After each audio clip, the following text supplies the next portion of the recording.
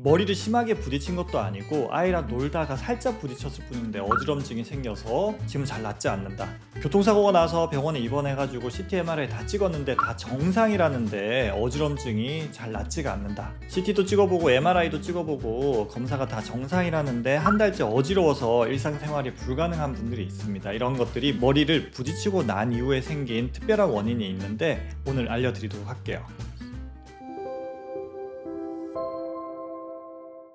안녕하세요. 여러분의 뇌 건강 가이드 신경과 전문의 박지현입니다. 저는 16년차 신경과 의사로 어지럼증, 두통, 자율신경장애, 신경통증, 수면장애 등 다양한 신경계적인 질환을 진료하고 있는 의사입니다. 머리를 부딪히고 난 이후에 어지러운 게 당연하다고 생각하는 분들이 있습니다. 하지만 심하게 머리를 부딪힌 게 아니더라도 어지럼증이 생기고 그게 오래 지속이 된다면 특별한 원인을 생각을 해봐야 됩니다. 단순 어지럼증이 아닐 수도 있는 거죠. 머리를 부딪히고 난 이후에 어지럼증은 다양한 원인으로 생길 수가 있습니다. 의외로 이 원인을 많은 분들이 잘 생각을 하지 못하고 그래서 환자분들이 되게 고생을 하는 경우가 많습니다. 그런 분들을 위한 영상을 오늘 준비했습니다. 머리를 부딪히고 난 이후에는 대표적으로 뇌혈관이 터져서 뇌출혈이 있으면 어지럼증이나 두통이 생길 수가 있고요.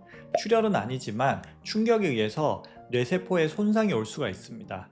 혹은 뇌세포로 연결된 길, 축삭이 손상되는 경우도 있고 이런 경우에도 어지럼증, 두통, 기억장애 같은 증상이 생길 수가 있습니다. 그리고 MRI가 정상인 경우에 두통, 어지럼증, 불안, 우울, 수면장애가 생기는 것을 뇌진탕후 증후군이라고 합니다. 보통 머리를 부딪히고 나서 어지럽다라고 하면 그리고 CT나 MRI가 괜찮으면 이렇게 뇌진탕후 증후군이라고 생각을 해서 좀 방치되는 경우가 많습니다. 혹은 정신과적인 문제라고 치부되는 경우도 많이 있죠. 사고로 인한 충격으로 인해서 어지럽다고 치부되는 경우가 많이 있습니다. 그런데 신경과 의사로서 환자분들을 진료하다 보면 의외로 이석증이 발견되는 경우가 정말 많습니다. 그래서 오늘은 이렇게 머리 충격 후에 생기는 이석증에 대해서 자세히 알려드리려고 합니다. 이석증이 뭐냐? 제 다른 영상을 보셨으면 대부분 많이 아실 것 같아요. 우리 머리 안쪽에는 전정기관이라고 하는 머리의 방향이라든지 위치를 잡아주는 센서가 있습니다. 자, 모형을 보여드리면 이런 식으로 왼쪽에 3개, 오른쪽에 3개 방구리관이 위치하게 됩니다. 이 고리 속에 물이 차 있어서 예를 들어서 왼쪽으로 돌아가면 이 물이 오른쪽으로 흐르면서 머리가 왼쪽으로 돌아갔다는 사실을 우리가 알게 되는 것이죠. 이석이라고 하는 것은 요 3가지 방구리관이 공통으로 연결되어 있는 부분에 중심축 역할을 하는 칼슘 덩어리 이석이 원래 있습니다. 이것은 여기 공간에 있어야 되는 거예요. 제가 비유를 하자면 여기는 거실이고 이 3개의 방구리관은 연결된 물로 차 있는 방입니다. 이석은 거실에 있어야지 정상적인 기능을 하는데 충격에 의해서 떨어져 나온다는 거죠. 이때 바로 이석증이 생기는 게 아니라 떨어져 나온 이석이 주로 고개를 숙이거나 잘 때 이 방구리관 속에 이석이 들어가게 됩니다. 그래서 우리가 움직일 때면 이 이석이 구르게 되고 이석이 구르면 이 물살이 세지니까 실제로 나는 고개를 이만큼만 돌렸는데 우리 뇌가 느끼기에는 제자리에서 10바퀴, 20바퀴 돈 것처럼 느껴지는 것, 그게 바로 이석증입니다. 이석증은 이렇게 충격에 의해서 생길 수 있습니다. 물론 다른 원인들이 더 많기는 하지만 충격에 의해서도 이석증이 잘 생기는데 충격에 의한 이석증을 왜 빨리 진단을 못하냐? 제가 생각하기에 2가지 요인이 있습니다. 첫 번째로는 크게 사고가 났을 때 CT나 MRI를 찍는 경우가 많습니다. 근데 이 이석증은 CT나 MRI에서 보이지 않습니다. 그렇게 보이지 않기 때문에 이석증은 빨리 진단되지 않는 경우가 많습니다. 두 번째로는 이 이석증이 작은 충격에 의해서도 생길 수 있다는 것입니다. 제가 최근에 본 분은 아이랑 놀다가 아이의 발길질에 머리를 부딪혀서 생긴 경우였고요. 어떤 분은 마트 가서 쇼핑을 하다가 마트 진열대에 머리를 부딪혀서 생기는 경우, 버스 지하철이 흔들리면서 버스 기둥에 머리를 부딪혀서 생기는 경우도 있었습니다. 큰 부딪힘이 아니니까 보통 병원에도 잘 안 가고 조금 있으면 두통이 나아져서 별 문제 아니라고 생각하는 경우가 많죠. 근데 이 순간에 이석이 떨어져 나와서 주로 잘 때 방구리관 안으로 들어가면서 이석증이 생기는 경우가 생각보다 꽤 자주 있습니다. 이렇게 해서 이석증이 생기면 증상은 어떻게 되냐? 이 방구리관 속에 돌이 움직이는 상황, 즉 머리를 숙이거나 돌릴 때 방구리관 속에 있는 잘못된 이석이 움직여지면서 우리는 빙글빙글 도는 혹은 띵한 형태의 어지럼증을 느끼게 되고요.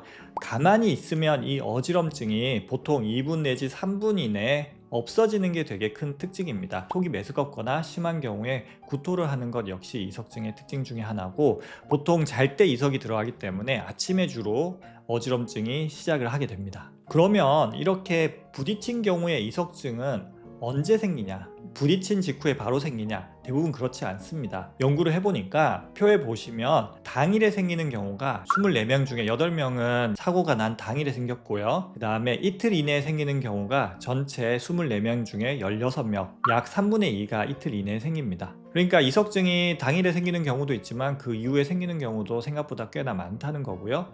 그래도 대부분의 이석증은 거의 2주 이내에 대부분 생긴다는 것을 알 수가 있었고, 아주 늦게 생기는 경우에는 한 달 후에 생기는 경우도 있기는 있었습니다. 이석증을 진단하려면 눈동자 떨림을 보게 됩니다. 이 방구리관은 눈이랑 연결되어 있거든요. 제 눈을 보시면 머리가 오른쪽으로 돌아갈 때 눈이 왼쪽으로 가고, 왼쪽으로 돌아갈 때 오른쪽으로 돌잖아요. 이렇게 직접 연결되어 있기 때문에 이석이 굴러갈 때 눈동자의 비정상적인 움직임, 저희가 앉은 눈떨림이라고 하거든요. 이 눈떨림이 어떤 자세에서 생기는지, 어떤 방향으로 생기는지에 따라서 어느 방구리관에 이석이 들어갔는지, 이석이 있는지 없는지를 확인할 수가 있습니다. 이렇게 해서 이석이 들어간 방향을 찾게 되면 치료는 어렵지 않습니다. 모형에서 보듯이 이런 식으로 이석이 있으면 머리를 이렇게 요리조리 굴리는 거예요. 그래서 이석을 떨어뜨리는 거예요.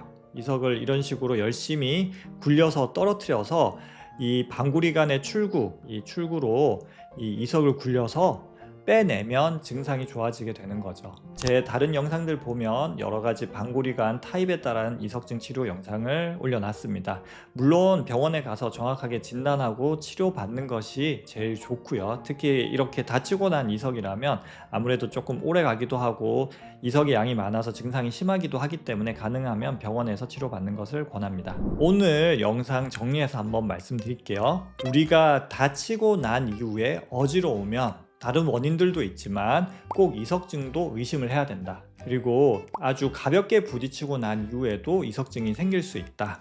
이석증이 생기면 이런 진단 방법을 통해서 진단을 해서 치료를 하면 금방 좋아질 수 있다.